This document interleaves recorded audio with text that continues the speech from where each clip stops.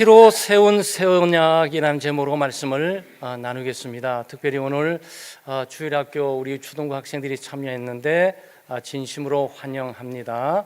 힘든 시간들이지만 어른들의 예배를 엄마 아빠 우리 할아버지 할머니 예배를 이렇게 드리는구나라고 배우시면 되겠습니다.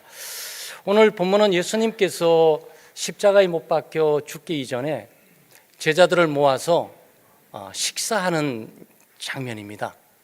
소위 더 이상의 식사는 할 수 없는 시간들이 다가오니까, 왜냐하면 십자가에 못 박혀 죽으시니까 이제는 볼 날이 없지 않겠습니까? 물론 부활하시고 승천하시는 시간까지 또 있겠지만 일단은 지금 성찬은 이것이 마지막입니다. 마지막 식사니까 이걸 우리가 최후 만찬이라는 제목으로 우리가 내용을 갖습니다. 그래서 영어로는 우리가 로드 서퍼 그래가지고 주님이 주시는 만찬, 주님이 베풀어 주시는 저녁 식사, 주님이 친히 함께 하시는 저녁 식사입니다. 네, 이게 성찬인데 이 성찬을 최초에 예수 그리스도께서 제정하시고 예수 그리스도께서 그 제자들과 함께 시행하고 계시는 것입니다. 12절에 보게 되면 무교절의 첫날 곧 유월절 양 잡는 날 이렇게 표현하고 있습니다.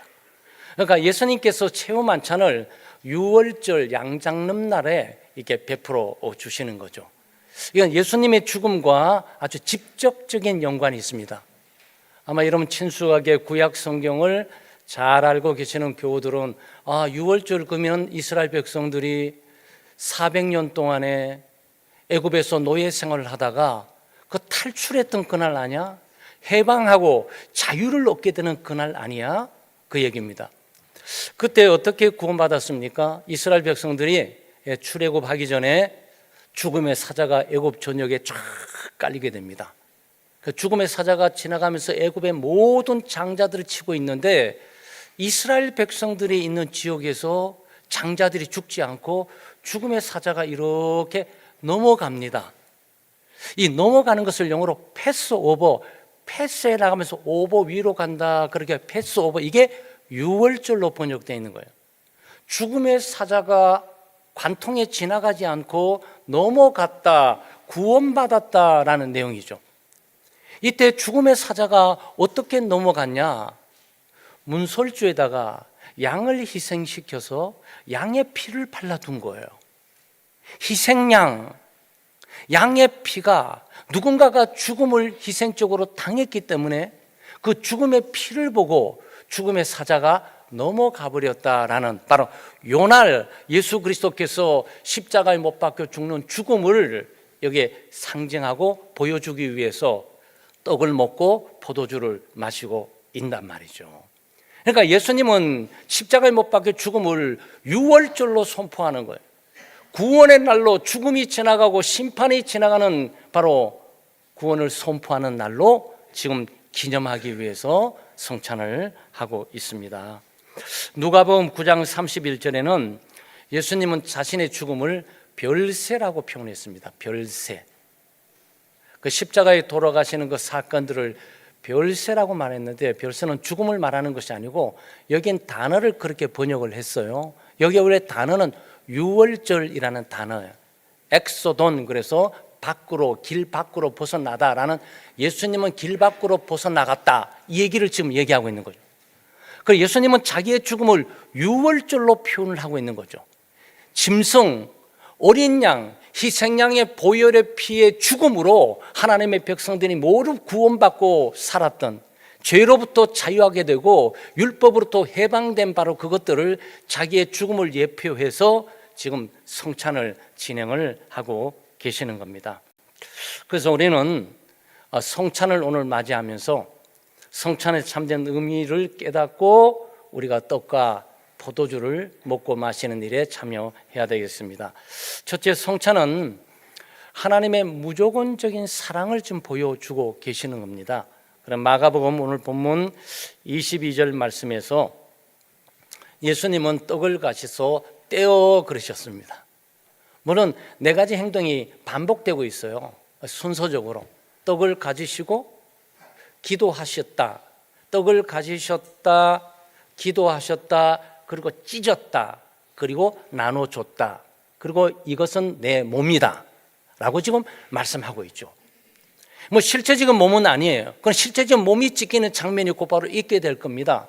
예수님께서 십자가에 못 박혀 죽기 전에 가시미 연료가 쓰셨죠. 온갖 고통을 당하시기도 하고 이 채찍을 온몸에 맞게 되셨는데, 이 채찍은 우리가 지금 생각하고 있는 가죽 채찍이 아니에요. 이 채찍 속에 이 쇠 갈고리가 이렇게 달려 있습니다.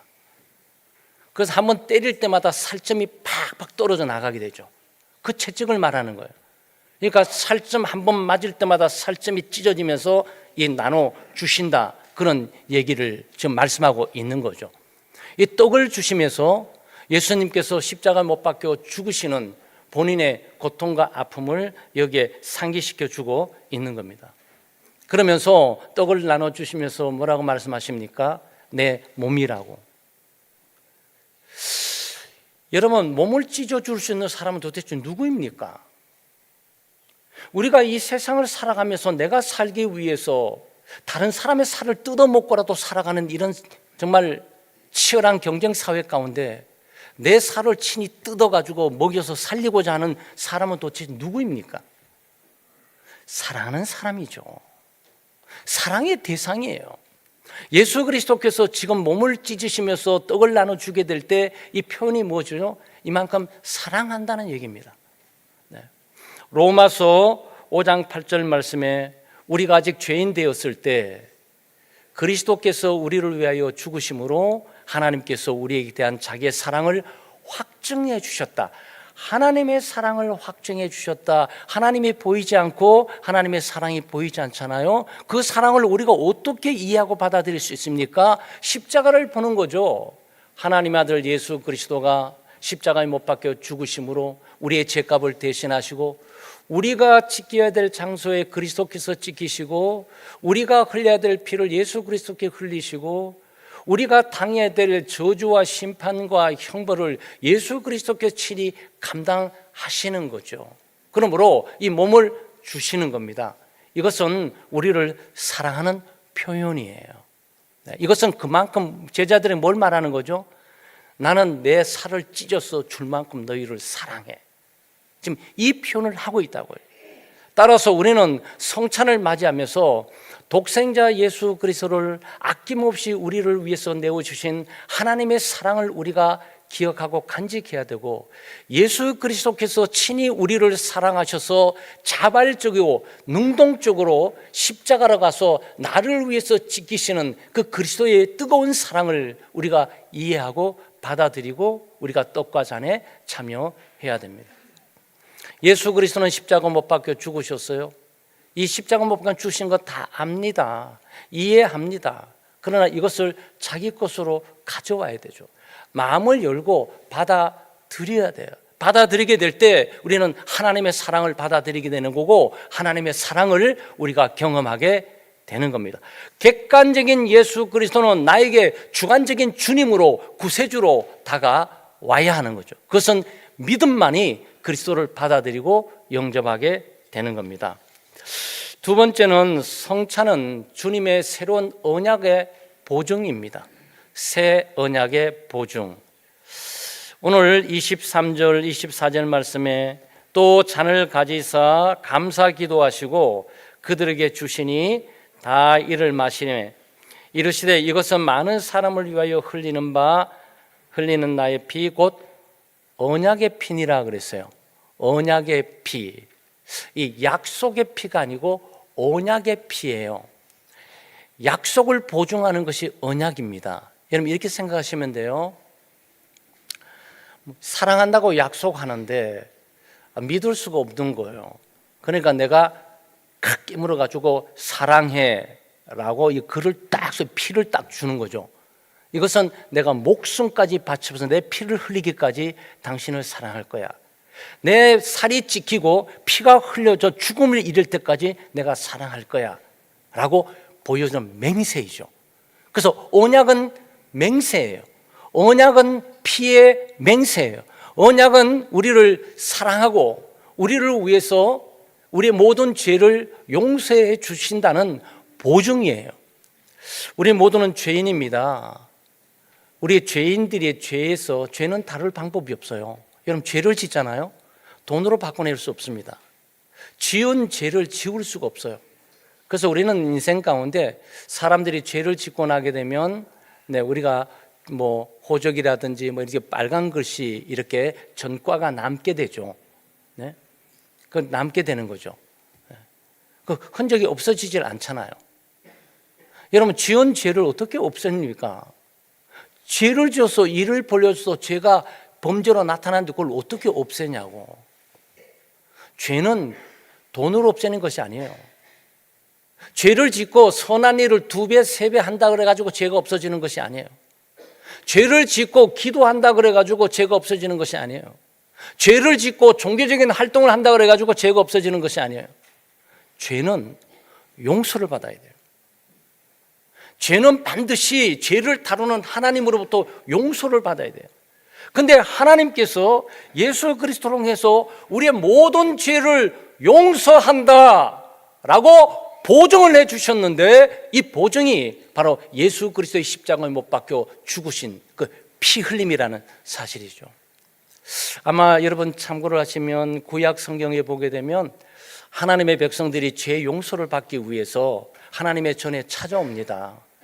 왜냐하면 죄는 하나님이 다루시는 거고 하나님이 용서를 해주신 거고 하나님이 심판을 하시는 거거든요.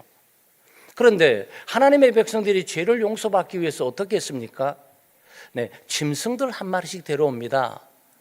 경제에 따라서 소라든지 양이라든지 염소를 데리고 옵니다. 염소를 데리고 성전에 오게 되면 안수를 합니다.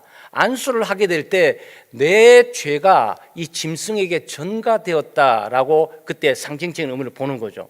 그럼 죄값은 죽음이니까 이 짐승을 죽임으로 내 죄가 용서를 받는 거죠. 이 짐승이 대신 죽음으로 내 죄값이 치러지고 갚아지는 거죠. 이것은 옛날의 언약이에요. 옛날에 하나님께서 하나님의 백성들을 죄를 용서하는 방법이 바로 그거예요. 피 흘림이 없으면 사함이 없으니까. 죄의 삭은 사망이고 죄의 값은 죽음이니까. 본인의 죄값으로 본인이 죽으면 무슨 의미가 있겠습니까? 본인이 죄값으로 살기 위해서는 죄값을 대신하는 뭔가 희생양이 필요한데, 그때 바로 짐승을 데리고 와서 짐승이 대신 죽음으로 피를 흘림으로 죄값을 받음으로 죄의 가림을 받고 용서를 받았던 거예요. 하나님의 백성들은 이 방식으로 매 순간마다 하나님의 전에 와서 죄 용서를 받고 또 나가고 죄 용서를 받고 나가는 거죠. 그런데 예수님이 지금 새로운 언약을 체결하신다. 예수님의 언약은 새로운 언약이다. 이거는 짐승의 피를 통해서 죄 용서를 받는 것이 아니고 하나님의 아들 예수 그리스도 자신이 친히 십자가에 못 박혀 피를 흘림으로 희생이 됨으로 영원한 죄를 도말하고 죄를 사하고 용서할 뿐만 아니고 죄를 없이 하고 죄값을 완전히 치워버리는 놀라운 약속을 해 주신 거란 말이죠. 그래서 여러분은 성찬에 참여하면서 이 언약을 붙들어야 돼요. 내가 죄 용서를 받았지? 하나님께서 약속해 주셨지? 하나님의 약속을 어떻게 믿어? 친히 이 땅에 오셔서 피를 흘리시고 희생이 되셨구나. 보증을 해 주셨구나. 그리스도의 보혈이 우리의 죄를 용서해 주는 바로 보증이 되는 거고, 그래서 우리가 그리스도를 바라보게 될 때 죄 용서의 확신을 갖게 되고, 그리스도를 바라보게 될 때 내가 구원받은 사람이고 하나님께 용서를 받는 사람임을 확신을 하게 되는 거죠. 그래서 우리가 성찬에 참여하게 될 때는 우리가 새 언약, 핵심은 뭐죠? 죄를 용서해 준다라는 거죠. 누구든지 그리스도를 믿기만 하면 그리스도께서 그를 대신에 죄값을 다 치우고 죄값인 저주와 심판과 형벌을 대신 다 갚아주셨기 때문에 죄값이 없는 것으로 알고 완전한 용서를 선포한다는 거죠. 그래서 구약 성경에 있는 죄값이란 죄가 없어지는 죄값이 아니에요. 그 짐승의 피, 짐승의 희생의 피의 한계예요. 그러니까 이런 거죠. 구약 성경에는 죄가 없어지는 것이 아니라 죄가 덮어지는 거예요. 또 죄를 지면은 죄가 있으면서 또 하나 더 보태면서 덮어지는 거예요. 순간순간 죄가 밑에 쌓여 있으면서 죄가 돌출돼 나오지는 않아요. 파도가 불어가지고 밑에 있는 쓰레기 같은 것이 물 위에 올라오지 않는 것처럼 말이죠. 다 가라앉아갖고 하나님 동물의 피로 말미암아 하나님의 약속으로 덮어져 있는 거죠. 없어진 것이 아니에요. 그러나 신약 성경의 예수 그리스도의 보혈의 피는 이 밑에 쌓이는 수천 년의 모든 죄를 완전히 다 사라지게 만드는 거예요. 죄를 없애버리는 거죠. 죄를 태워버리는 거고 죄를 사라지게 만들고 죄가 보이지 않고 인식하지 않도록 하는 거죠. 그러니까 구약 성경에 옛 언약의 동물의 피로 용서를 받았던 것들은 우리가 지금으로 치자면은 그냥 용서를 받고 자유롭게 있지만 호적에 빨간 글씨로 있는 것으로 치자면 예수 그리스도의 십자가의 보혈 주님의 피는 짐승의 피와 같지 않게 이 빨간 있는 기록조차도 다 없애버리는 거예요. 백지 상태로 그냥 두게 되는 걸 말한단 말이에요. 이게 새 언약이에요. 그래서 새 언약의 핵심은 죄를 용서해 준다. 누구든지 예수 그리스도를 믿기만 하면, 그리스도를 영접하고 받아들이기만 하면 그의 모든 죄는 한순간에 다 사라지고 없어지고 하나님은 더 이상 그 죄에 대해서 기억하지도 않는다 라는 약속의 보증이 바로 그리스도의 피예요. 그래서 그리스도의 피는 짐승의 피 이상의 강력한 능력을 가지고 있는 거죠. 영 단번이에요. 동물의 피는 늘 매마다 가지고 나와야 돼요. 매 순간마다 동물의 이 재물을 가지고 나와야 되면 우리는 예수 그리스도가 단번에 십자가에 못 박혀 돌아가셨지만 그 효력은 영원한 거예요. 그래서 우리는 그리스도의 피, 그리스도의 보혈을 믿음으로만 하나님의 보좌 앞에 나갈 자격을 갖게 되고 그리스도를 믿음으로만 제 용서를 받고 하나님의 구원을 얻게 되는 거죠. 이거에 대한 보증이 바로 성찬이에요. 그래서 우리는 이 보증을 붙들고 성찬에 참여해야 되겠습니다. 마지막으로 영원한 천국의 잔치를 소망하면서 우리가 성찬에 참여해야 됩니다. 오늘 25절 말씀에 보게 되면 25절 말씀이 진실로 너에게 이르노니 내가 포도나무에서 난 것을 하나님 나라에서 새 것으로 마시는 날까지 다시 마시지 아니하리라 하시니라 그랬습니다. 하나님 나라에서 새 것으로 마시는 날까지, 새 것으로 마시는 날까지. 물론 예수님은 더 이상 제자들과 먹고 마실 시간적 여유가 없어요. 십자가에 못 박고 죽으셨죠. 부활하셨죠. 부활의 증인으로 감당해 주셨죠. 40일 있다가 성천에 올라가셨는데 다시 한번 언제 떡과 포도주를 먹으면 얘들아 만찬하자라고 하는 시간적 여유가 없다고. 그러니까 예수님 뭘 말씀하신 거죠? 이 잔치는 그림자야. 이 잔치는 상징이었던 거야. 내가 지금 천국 가고 있잖아. 천국에서 언젠가 재림에 오게 될 때 완전한 하나님의 나라를 가지고 올 거야. 그때 천국 잔치가 있게 될 거야. 그 천국 잔치의 그림자가 바로 지금 현재 너와 내 살을 먹고 내 피를 마시는 바로 이 성찬에 참여하는 만찬인 거야 라고 지금 설명해 주고 있단 말이죠. 그러니까 성찬이 뭡니까? 성찬은 일종의 만찬이에요. 잔치적인 성격을 갖고 있어요. 이 잔치적인 성격을 갖고 있어요. 축제의 정체를 갖고 있어요. 그래서 아마 천국 잔치 예수님께서 이 땅에 재림에 오시게 될 때는 그때는 결혼, 예수님과 혼인 잔치가 있게 되게 될 텐데 그 혼인 잔치에서 예수님과 함께 영원한 영생을 먹고 마시는 그 일들이 있게 될 그 잔치에 대한 일부 그림자 같은 내용들이 여기 있다. 지금 제자들에게 가르쳐주고 있는 거죠. 제자들은 이 최후의 만찬에 참석하면서 그리스도와 함께 있는 이 시간이 즐겁고 기쁘고 놀랍고 감격스러운 건데 아마 제자들은 십자가에 못 박힌 그리스도를 잘 몰랐을 거예요. 아직도 이 의미를 깊이 몰랐어요. 죽을 때도 의미를 몰랐고 부활할 때도 의미를 잘 몰랐어요. 제자들은. 우리는 여러분과 저는 성경을 보면서 모든 걸 훤히 알면서 예수를 믿고 있지 않습니까? 그런데 예수님께서 지금 말씀하고 있는 건 이거는 천국 잔치의 일부에 불과한 거야. 미래는 어마어마한 내가 재림에 오게 될 때는 어마어마한 천국 잔치가 있게 될 거야. 만찬이 있게 될 거야. 축제가 있게 될 거야. 그때는 우리가 마음껏 먹고 마시는 감격스러운 그날이 우리에게 오게 될 거야 라는 것들을 소망하도록 하기 위해서 이 말씀을 주신 거란 말이죠.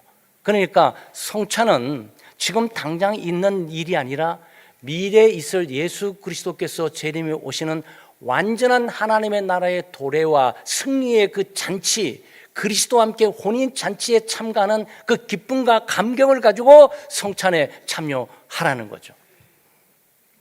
여기서 여러분과 제가 좀 오늘 짤막하게 세례와 성찬과의 관계를 좀 이해를 하고, 우리가 이경림 씨 좀 이따가 세례를 받게 되는데, 세례는 한 사람을 입양시키는 거예요.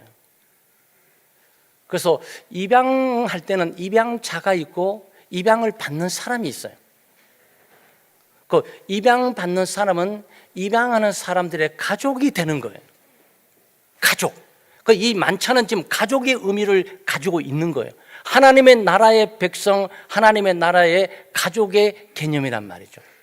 그러니까 입양하는 사람은 입양받는 사람을 찾아가잖아요. 그래서 입양받는 사람을 이렇게 오게 합니다. 그래서 입양식은 굉장히 거창해요. 여러분과 제가 지금 묵상해야 될 게, 입양식이 진행되게 될 때 입양받는 자가 중요합니까? 입양을 시키는 자가 중요합니까? 입양을 시키는 사람이 중요해요. 입양을 받는 아이는 뭐가 뭔지를 몰라요.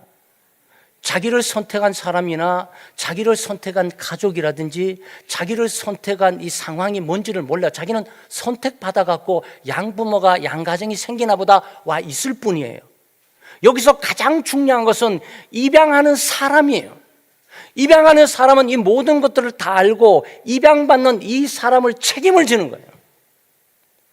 이 사람의 교육과 양육과 미래와 가족으로 온전하게 잘 적응하면서 우리 가족의 교훈을 받들어서 함께 잘 가족의 생활을 할 수 있도록 하는 일이 중요하단 말이죠. 세례를 받는 사람이 입양을 받는 자라면 도대체 누가 입양자인 거죠? 교회. 이런 하나님의 가족인 여러분이 세례자를 받는 거예요. 그래서 세례는 반드시 공동체 앞에 하도록 되어 있어요.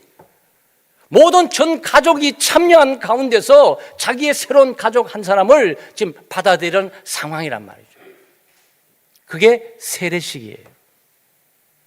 그러니까 여러분 세례식을 하게 될 때 세례받는 사람이 예수 잘 믿어야 될 텐데, 저 친구 좀 변함없이 잘 가야 될 텐데, 이거 생각하시는 것도 중요하지만 물론 당사자도 그렇게 마음을 가져야죠. 중요한 것은 세례를 받는 가족으로 받는 이 가족들, 식구들, 먼저 있었던 식구들이 자기의 책임과 의무를 다하면서 이 가족을 어떻게 사랑하고 받아들이고, 어떻게 격려하고, 어떻게 가족 가운데 잘 자리매김을 하고, 어떻게 자기가 여기서 한 가족의 책임과 의무의 역할을 감당할 자로 양육하고 도와주고 세워질 책임이 있는 거란 말이에요.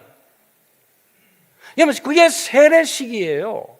그리고 우리가 종종 세례식을 하다 보면 세례를 받는 사람, 가족들, 자기 가족 한 사람이 들어오는데도 아무 관심이 없고 세례받는 사람만 뭔가가 결정하는 것처럼 보이는데 그게 아니에요. 그러면 가족으로 받아들이면 어떻게 하는 거죠? 잔치하는 거지. 가족이 받아들여지면 그날 저녁 만찬을 하면서 잔치를 베풀고 즐겁고 기쁨으로 우리 새로운 가족이 들어왔다고 삶을 나눈 일들을 하지 않냔 말이죠. 그게 성찬이에요. 여러분, 우리가 세례와 성찬의 의미를 너무 종교적으로 깊이 이해하시는 것보다도 지금 여기 있는 예수님이 채운 만찬은 그냥 그날 저녁 먹고 마시는 일이에요. 여기 모두가 먹고 마시면 시간이 얼마나 많이 걸리고 준비를 얼마나 많이 하고 얼마나 무지를 써지겠냐고요. 그래서 예배 시간에 짧게 간략한 상징적인 의미로 떡과 포도주를 간략하고 있지만 이 의미는 만찬의 의미의 성격을 가지고 있다. 제가 이렇게 말씀드리는 이유는 뭐죠? 많은 교회가 이 성찬 예식을 꺼려하기도 하고 성찬 예식을 나름대로 이유가 달라서 소홀히 하기도 하지만 이 성찬 예식을 많은 분들이 여기 함께 섬기고 봉사하는 일이 있습니다. 그럼에도 불구하고 성찬 예식을 하게 되게 될 때 우울해지니까, 슬퍼지니까, 네? 예수님 날 위해서 죽으셔서, 예수님 날 위해서 찢기셔서 이거 생각하다 보니까 기쁨도 즐거움도 사라져버리고 장례식의 분위기로 바뀌어져 버리는 거예요. 여러분, 이 주일이 뭐죠? 주일은 예수님이 죽으신 날을 기념하는 것이 아니고 이 주일은 부활의 날을 기념하는 거예요.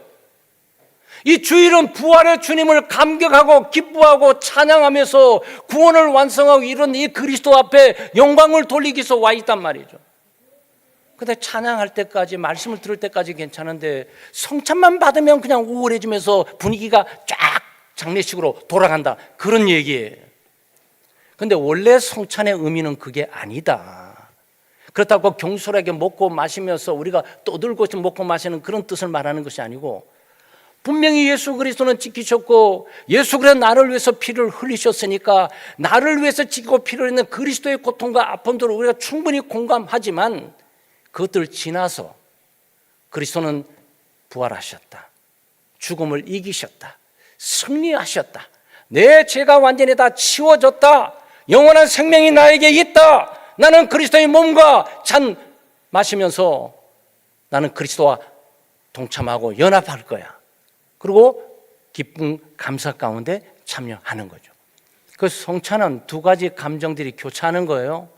네, 굉장히 마음 비통함과 아픔들이 함께 있는 것이지만 동시에 승리하신 그리스도, 부활하신 그리스도의 몸과 피에 참여하면서 감격과 기쁨을 함께 나누는 시간들이 바로 성찬이라고요. 누가 잔치 시간에 말이죠, 새로운 가족이 왔는데 그날 전부 인상 쓰면서 전부 이러고 먹겠냐고, 아니란 말이죠. 그러니까 이게 만찬의 의미는 바로 이런 의미를 가지고 있다. 그래서 우리가 성찬에 참여하게 될 때 이 감정선들을 우리가 잘 컨트롤할 뿐만 아니고, 이 감정이 너무 슬픔으로 빠져도 안 되고 너무 기쁨으로 우러나는 것도 아니고, 네, 슬픔과 기쁨이 함께 공존된 묘한 양상으로 기독교의 성례를 지켜나가는 거죠. 그래서 성례는 신비한 거죠.